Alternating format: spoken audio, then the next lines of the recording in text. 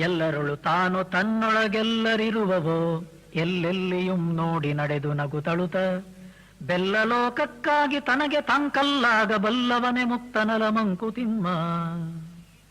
ನೋಡಿ, ನಾವು ನಾನು ನಾನು ಅಂತಂತೇವೆ. ನಾವು ನಾನು ಅಂತ ಅನ್ನುವಾಗ ಇದೆ ಈ ಶರೀರ ಮಾತ್ರ, ಅದಕ್ಕೆ ಸಂಬಂಧಪಟ್ಟವರು ಮಾತ್ರ ನನ್ನವರು.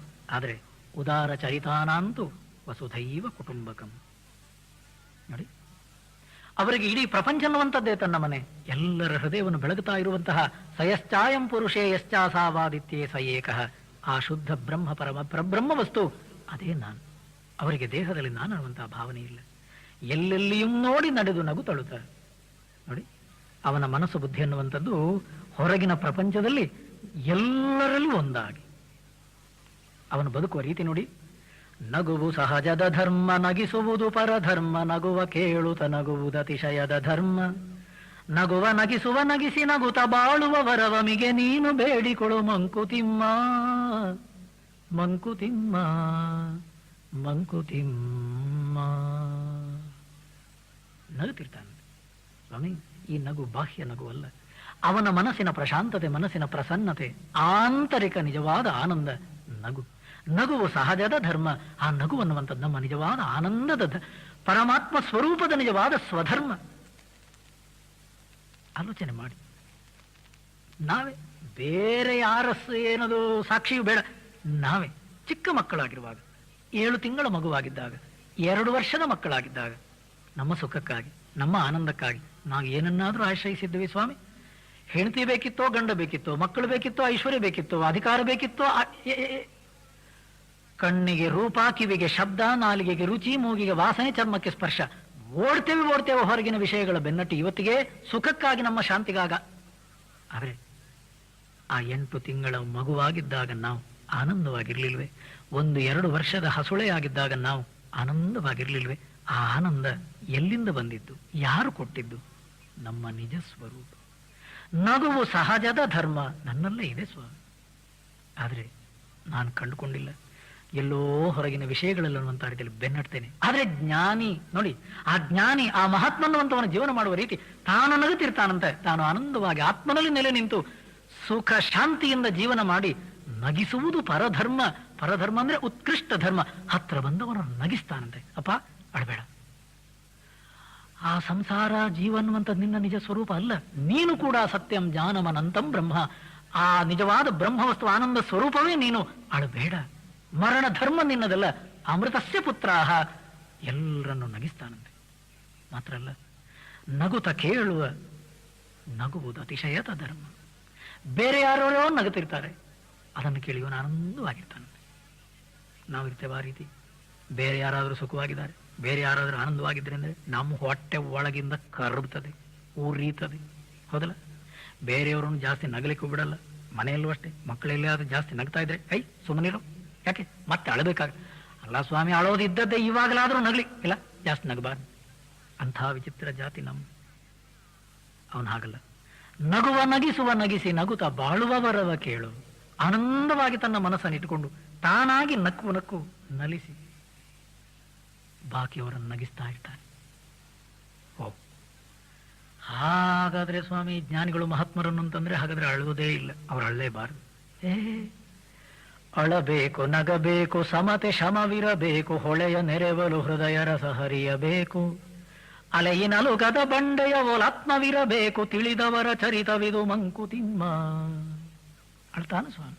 ಶಿಲೆಯಲ್ಲ ಯೋಗಿ ಎದೆ. ಯೋಗಿ ಎದೆ, ಯೋಗಿ ಹೃದಯ ಅನ್ನುವಂಥದ್ದು ಕಲ್ಲಲ್ಲ ಸ್ವಾಮಿ. ಏನೋ ಪೆಟ್ಟು ಬಿತ್ತು ಯಾರಿಗೋ, ಹತ್ತಿರದವ್ರಿಗೆ ಏನೋ ನೋವಾಯಿತು, ಯಾರಿಗೋ ಏನೋ ಪೆಟ್ಟು ಬಿತ್ತು, ಅವನು ಅಳ್ತಾನೆ. ಆದರೆ ವ್ಯತ್ಯಾಸ ಇಷ್ಟೇ, ಎಷ್ಟು ಅಳ್ತಾನೆ? ಬಹುಶಃ ಕ್ಷಣ ಮಾತ್ರಕ್ಕೆ. ಎಲ್ಲರ ಜೊತೆಯಲ್ಲಿ ಒಂದಾಗುವಾಗ ಮನಸ್ಸು ಸ್ಪಂದಿಸುತ್ತೆ, ಕ್ಷಣ ಮಾತ್ರಕ್ಕೆ. ಮರು ಕ್ಷಣದಲ್ಲಿ ಎಲ್ಲವನ್ನೂ ಮರೀತಾನೆ, ನಿಜ ಸ್ವರೂಪದಲ್ಲಿ ನಿಲ್ತಾನೆ, ನಗನಗುತ್ತಾ ಬಾಳ್ತಾನೆ. ಅಳಬೇಕು, ಸ್ಪಂದಿಸಬೇಕು, ನಗಬೇಕು. ಹೊಳೆಯ ನೆರೆವಲು ಹೃದಯ ರಸ ಹರಿಯಬೇಕು. ಆ ಪ್ರೀತಿ ಪ್ರೇಮ ಅನ್ನುವಂಥದ್ದು ಹೊಳೆಯಲ್ಲಿ ನೆರೆ ಬಂದಾಗ ದಡ ದಾಟಿ ಹರಿದು ಬಂದ ಹಾಗೆ ಎಲ್ಲರನ್ನೂ ಪ್ರೀತಿಸ್ತಾ ಇರುವಂತಹ ಅಂತಃಕರಣ ಒಂದು. ತಿಳಿದವರ ಚರಿತ ಇದು. ಎಲ್ಲ ಋಷಿಮುನಿಗಳು ಹೋದಂತಹ ದಾರಿ ತಮ್ಮ. ಆದ್ರಿಂದ ಎಲ್ಲ ಸ್ಥಿತಪ್ರಜ್ಞರು, ಎಲ್ಲ ಜ್ಞಾನಿಗಳು, ಎಲ್ಲ ಮಹಾತ್ಮರು ಜೀವನ ಮಾಡಿದಂತಹ ರೀತಿ ಅವರಿಗೂ ಪೆಟ್ಟು ಬೀಳ್ತಿತ್ತು. ಅವರಿಗೂ ನಾನಾ ರೀತಿಯ ಕಷ್ಟ ನಷ್ಟ, ನಾನಾ ರೀತಿಯ ತಾಪತ್ರಗಳು ಬರ್ತಿದ್ದು. ಆದರೆ ಅವರಿದ್ದ ರೀತಿ. ಹೊರಗೆ ಲೋಕಾಸಕ್ತಿ, ಒಳಗೆ ಸಕಲ ವಿರಕ್ತಿ, ಹೊರಗೆ ಕಾರ್ಯಧ್ಯಾನ, ಒಳಗುದಾಸೀನ, ಹೊರಗೆ ಸಂಸ್ಕೃತಿ ಭಾರ, ಒಳಗದರ ತಾತ್ಸಾರ, ವರಯೋಗ ಸೂತ್ರವಿದು ಮಂಕುತಿಮ್ಮ. ಎಂಥ ಶ್ಲೋಕಗಳು ನೋಡಿ. ಹೊರಗಿನ ಪ್ರಪಂಚದಲ್ಲಿ ಎಲ್ಲಾ ಋಷಿಮುನಿಗಳು ಸಂಸಾರಿಗಳಾಗಿದ್ರು ಸ್ವಾಮಿ. ಅವರಿಗೂ ಕೂಡ ಸೊಂಟ ನೋವು, ಬೆನ್ನು ನೋವು, ತಲೆನೋವು, ನಾನಾ ರೀತಿಯ ಶಾರೀರಿಕವಾದ್ದು ನೋವು ಬೇನೆಗಳು ಬರ್ತಿದ್ದು, ಕೌಟುಂಬಿಕ ನಾನಾ ರೀತಿಯ ತಾಪತ್ರಯಗಳು ಬಂದು ಅವರನ್ನು ಬಾಧಿಸ್ತಿದ್ದು. ಆದರೆ ಹೊರಗೆ ಲೋಕ ಆಸಕ್ತಿ, ಏನೋ ಹೊರಗಿದ್ದವರಾಗ ಅನಿಸ್ಕೊಳ್ತಿದ್ರು, ಒಳಗೆ ಸಕಲ ವಿರಕ್ತಿ, ಆ ನಿಜವಾದ ವೈರಾಗ್ಯ ಒಳಗಿಂದ. ಹೊರಗೆ ಕಾರ್ಯಧ್ಯಾನ, ಹೊರಗಿಂದ ಆ ಕೆಲಸ ಆಯ್ತೋ, ಈ ಕೆಲಸ ಆಯ್ತೋ, ಅಲ್ಲಿ ಹೋದ್ಯೋ, ಇದು ಮಾಡಿದ್ಯೋ, ಮತ್ತೊಂದು. ಆದರೆ ಒಳಗೆ ಉದಾಸೀನ. ಯಾತಕ್ಕೆ? ಪ್ರಪಂಚದಲ್ಲಿ ಬಂದಿದ್ದಕ್ಕೆ ಶರೀರ ಇರೋ ತನಕ ಏನೋ ಮಾಡ್ತಾ ಇರೋದು. ಅದಾಯ್ತು, ಒಳ್ಳೇದು. ಆಗ್ಲಿಲ್ಲ, ಒಳ್ಳೇದು. ಒಳಗಿನ ನಿಜವಾದ ಆನಂದ, ಶಾಂತಿ, ಆ ಪ್ರಶಾಂತತೆಯನ್ನು ಕಳ್ಕೊಂಡವರೇ ಅಲ್ಲ ಅಂಥವರು ಜ್ಞಾನಿಗಳು, ಅಂಥವರು ಮಹಾತ್ಮರು. ನೋಡಿ, ಹೊರಗೆ ಸಂಸ್ಕೃತಿ ಭಾರ, ಸಂಸಾರದ ಭಾರವನ್ನು ಹೊತ್ತ ಹಾಗೆ ಕುಚೇಲನ ಹಾಗೆ, ಸುಧಾಮನ ಹಾಗೆ. ಆದರೆ ಒಳಗದರ ತಾತ್ಸಾರ, ಒಳಗೇನು ಗೊತ್ತು? ಚಿದಾನಂದರೂಪ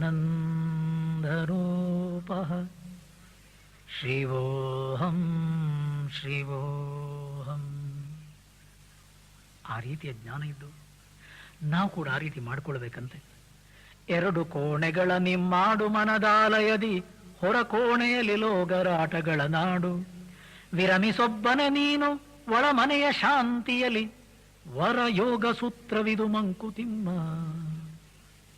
ತನ್ನ ಮನದಾಟಗಳ ತಾನೇ ನೋಡುತ್ತ ನಗುವ, ತನ್ನೊಳಗೆ ತಾನಿರುವರಾದವಲು ಬಾಳ್ವ. ಚಿನ್ಮಾತ್ರವನು ಬೇರೆ ಬಗೆದು ಜಾನಿಪ ಚತುರ, ಧನ್ಯತೆಯ ಕಂಡವನು ಮಂಕುತಿಮ್ಮ. ಮಂಕುತಿಮ್ಮ ಮಂಕುತಿಮ್ಮ. ಅಂತಃಕರಣ ಅನ್ನುವಂತಹ ಮನಸ್ಸು ಬುದ್ಧಿಯಲ್ಲಿ ನಾವು ಎರಡು ಕೋಣೆ ಮಾಡಬೇಕಂತೆ. ನೋಡಿ ಎಷ್ಟು ಸುಂದರವಾದ ದೃಷ್ಟಾಂತ ನೋಡಿ. ಎರಡು ಕೋಣೆಗಳನ್ನೀ ಮಾಡು ಮನದಾಲಯದಿ, ಹೊರ ಕೋಣೆಯಲ್ಲಿ ಲೋಗರಾಟಗಳ ನಾಡು. ಅಂದ್ರೆ ಏನು ಹೇಳಿ? ವ್ಯವಹಾರ ಪ್ರಪಂಚದಲ್ಲಿ ನನ್ನ ಮಕ್ಕಳು ತಂದೆ ಅಂತಂತಾರೆ, ಹ್ಞೂ ಅಂತನ್ನೋದು. ಹೆಂಡತಿ ಗಂಡ ಅಂತಾಳೆ, ಹ್ಞೂ ಅಂತನ್ನೋದು. ಗಂಡ ನನ್ನನ್ನು ಹೆಂಡತಿ ಅಂತ ತಿಳ್ಕೊಂತಾರೆ, ಹ್ಞೂ ಅಂತನ್ನೋದು. ಹೊರ ಕೋಣೆಯಲ್ಲಿ ದೃಶ್ಯ ಪ್ರಪಂಚದಲ್ಲಿ ಭೌತ ದೃಷ್ಟಿಯಿಂದ, ಸ್ಥೂಲ ದೃಷ್ಟಿಯಿಂದ ಅವ್ರು ಏನಂತಾರೋ ಹ್ಞೂ ಅಂತನ್ನೋದು. ಆದರೆ ಈ ದೇಹ ನಾನಲ್ಲ, ಇದಕ್ಕೆ ಸಂಬಂಧಪಟ್ಟವರು ನನ್ನವರಲ್ಲ, ನನ್ನ ನಿಜವಾದಂತಹ ರೂಪ, ನನ್ನ ನಿಜವಾದಂತಹ ಸ್ವರೂಪ ಚಿದಾನಂದ ರೂಪ. ಅದು ಬುದ್ಧಿಯ ಒಳಗಿಂದ, ಬುದ್ಧಿಯ ನಿಜವಾದಂತಹ ದೃಢ ಜ್ಞಾನ ಅನ್ನುವಂಥದ್ದು ಚಿದಾನಂದ ರೂಪ ಶಿವ, ಚಿನ್ಮಾತ್ರೋಹಂ ಸದಾಶಿವ. ಅದು ಹೊರಗಿನ ಪ್ರಪಂಚದಲ್ಲಿ ಒಂದು ಶರೀರ ಇದೆ, ಹೆಂಡತಿ ಮಕ್ಕಳು, ಮನೆ ಮಠ, ಬಂಧು ಬಳಗ, ನಾನಾ ರೀತಿಯ ನೋವು ಬೇನೆ ನಡೀಲಿ. ಎರಡು ಕೋಣೆ. ಹೊರ ಕೋಣೆಗೆ ಬಂದಾಗ ವ್ಯವಹಾರ ಪ್ರಪಂಚ, ವ್ಯವಹಾರ ಪ್ರಪಂಚದಲ್ಲಿ ನಾನಾ ರೀತಿಯ ಪೆಟ್ಟು ನಷ್ಟ, ಏನೇನೋ ಗಲಾಟೆ ಆಗ್ತಾ ಇದೆ. ಒಳಗೆ ಹೋಗು, ಒಳಗೆ ಹೋಗು. ದೃಶ್ಯದಿಂದ ಅದೃಶ್ಯದ ಕಡೆಗೆ, ನಶ್ವರದಿಂದ ಆ ಪರಮಾತ್ಮ ಈಶ್ವರನ ಕಡೆಗೆ, ಅವಿನಾಶಿ ಪರಮಾತ್ಮ ತತ್ವದ ಕಡೆಗೆ ಅಲ್ಲಿ ಹೋಗಿ ನಿಲ್ಲು. ವಿರಮಿಸೊಬ್ಬನೆ ನೀನು ಒಳಮನೆಯ ಶಾಂತಿಯಲ್ಲಿ. ತಮ್ಮ ಎಲ್ಲ ಋಷಿಮುನಿಗಳು ಹೋದಂತಹ ದಾರಿ ಇದು. ಹೊರಗಿನ ಪ್ರಪಂಚ ಎಲ್ರಿಗೂ ಒಂದೇ ರೀತಿ. ಅಜ್ಞಸ್ಯ ವಿಜ್ಞಸ್ಯ ಚ ವಿಶ್ವಮಸ್ತಿ. ಅಜ್ಞಾನಿಗೂ ಇದೇ ಜಗತ್ತು, ಆತ್ಮಜ್ಞಾನಿಗೂ ಇದೇ ಜಗತ್ತು. ಆದರೆ ಆತ್ಮಜ್ಞಾನಿ, ಒಬ್ಬ ಜೀವನ್ಮುಕ್ತ, ಒಬ್ಬ ಮಹಾತ್ಮ ಇದೇ ದೃಶ್ಯ ಪ್ರಪಂಚದಲ್ಲಿ, ಇದೇ ವಿಚಿತ್ರವಾದ ಜಗತ್ತಲ್ಲಿ ಇದ್ದು ಆ ಒಳಗಿನ ಜ್ಞಾನ ಇರುವುದರಿಂದ ತನ್ನ ಮನದಾಟಗಳ ತಾನೇ ನೋಡುತ್ತಾ ನಗುವ. ಮನಸ್ಸು ಗಲಾಟೆ ಮಾಡುತ್ತೆ, ಆದರೆ ಮನಸ್ಸಿಗಿಂತ ಬೇರೆ ಇರ್ತಾನೆ. ಚಿನ್ಮಾತ್ರವನು ಬೇರೆ ಬಗೆದು ಜಾನಿಪ ಚತುರ ಧನ್ಯ ಅಲ್ಲ.